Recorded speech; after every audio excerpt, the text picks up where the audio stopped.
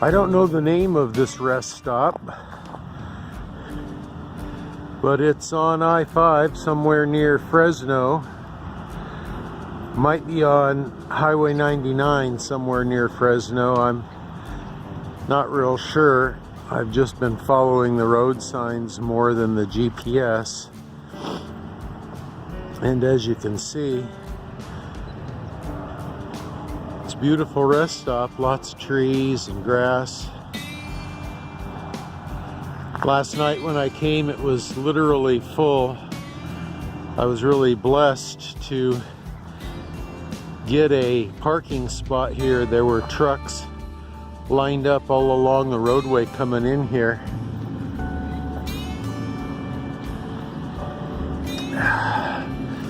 Nice place. Bandit's loving it. He's sniffing everything and peeing on everything. There's beautiful doves or pigeons cooing in the trees. It's cool, it's moist. They must have watered the grass this morning. It's been a wonderful place. It was a little loud last night. Truck stops woke me up once or twice, no big deal. But yeah, happy trails. Talk to you again soon. Well, hi friends. This is Papa and the Bandit. I'm Papa. Who are you? I'm the Bandit. Oh, okay. Hi. Good boy. We are traveling to Texas to see our Texas family in McKinney, just north of Dallas. So we are booking along, making good time. This is the beginning of day 3 of the journey. The first day we went about 350 miles. The second day about 470. We've gone 840 miles or so in 2 days, and it's been a relatively uneventful journey. Here, you can go get out now. Go play.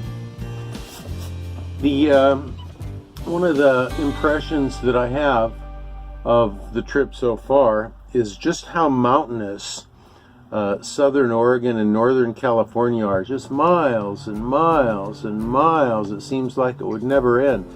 I'm used to the mountains up in Washington State and mostly traveling from just the west to the east, and it might be 50 miles or so maybe from the lowlands on one side across the hump to the lower lands on the other side. But boy, this southern Oregon, northern California just goes on and on and on. The Siskiyou Trinity National Forest. It's beautiful. High mountain passes. I've got several passes on I-5 that are 3,800 feet. Got the highest drivable pass on I-5, the Siskiyou Summit. It's 4,310 feet. And we didn't run into problems on the road in terms of ice or snow on the pavement. But boy, I'll tell you, once we crossed over into California for some reason, the snow started flying in the air, and the ice and the slush just started coming down on the windshield. It was really interesting. Sunny California. Ha! It was more like snowy California.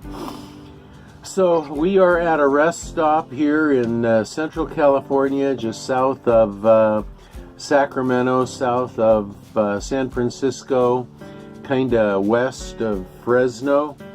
And we're making good time traveling along. We were out walking in the rest area earlier, and it's grassy and lots of trees, and Bandit had a good time running around, sniffing everything and peeing on everything. And so all is good. Didn't have too many close calls on the travel this far. Had a couple drivers cut me off, of course, that's normal. The one big scary thing was probably about 30 miles before I got here. I drove up on a big overstuffed easy chair that had fallen out of the back of somebody's pickup. Man, if I'd have hit that, that would have been a disaster. That would have ended the trip right there. Fortunately, it was right on the center line as I passed it, and I wasn't changing lanes, and I was over far enough that I missed it. But man, and at night, dark, you couldn't see it, and then suddenly, boom, it was right there in front of me. So anyway, but I'm okay. Bandit's okay. We're moving on. We're having happy trails, and wishing you and wishing for the world a Maranatha.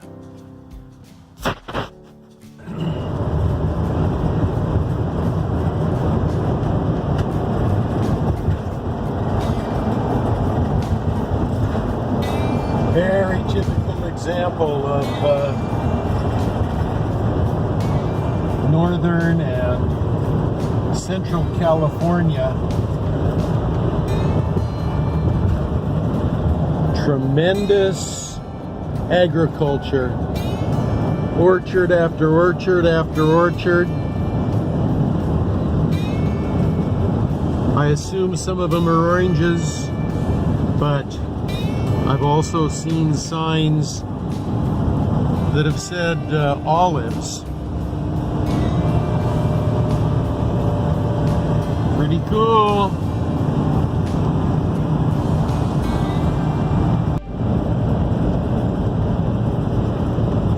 Well, there's what California looks like before they put in the orchards.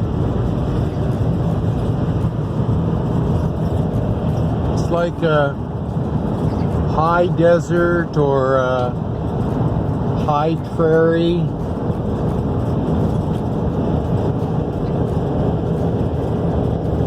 You can see some sagebrush out there every once in a while.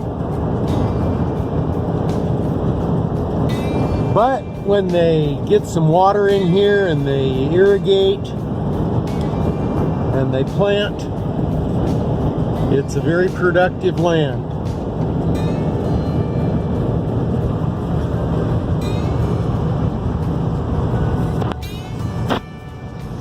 Well, it's altogether possible that I shouldn't have followed the GPS instructions. Although this is wonderful farmland, I don't know that this is the quickest way to get to Bakersfield, then Barstow, then Parker, Arizona, which is where I hope to spend the night tonight.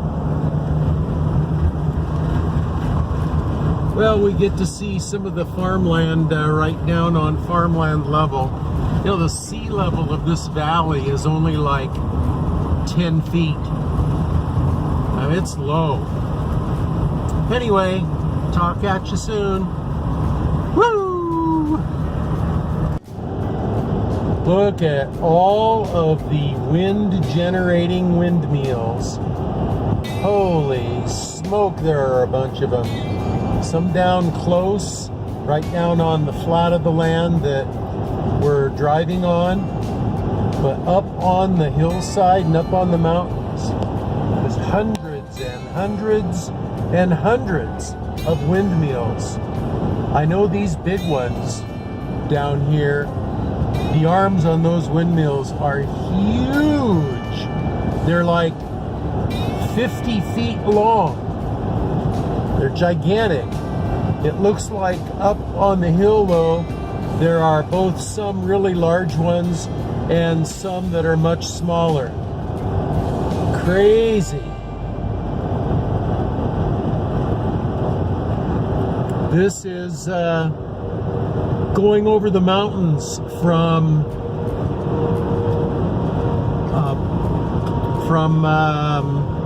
Bakersfield to Barstow, California, going up past the town of Tehachapi, California.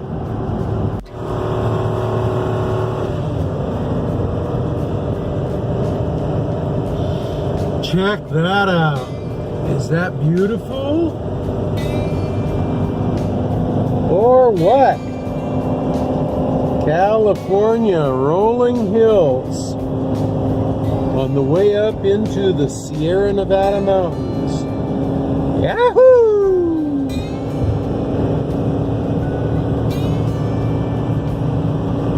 Looks like this is the Mojave Desert.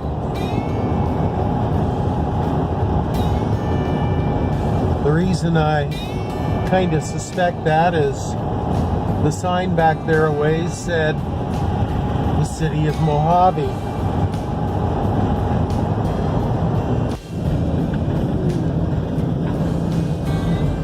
More beautiful scenery from the California desert. This is high desert. We're up about 3,500 feet in elevation. Out there in the distance are the Sierra Nevada mountains. It's a whole different kind of beauty.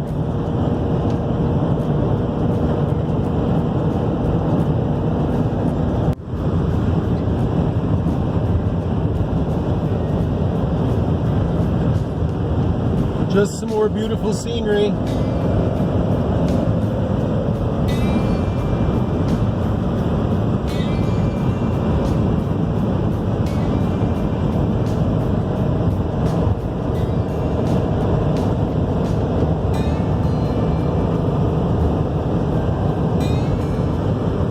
Change in the scenery here. Got all kinds of Joshua trees in this part of California, and they are interesting. It's rolling hills, been going up and down and up and down all across the east side of the Mojave Desert. I don't know if this is still considered desert or not, but we're high elevation, about 3,000 feet,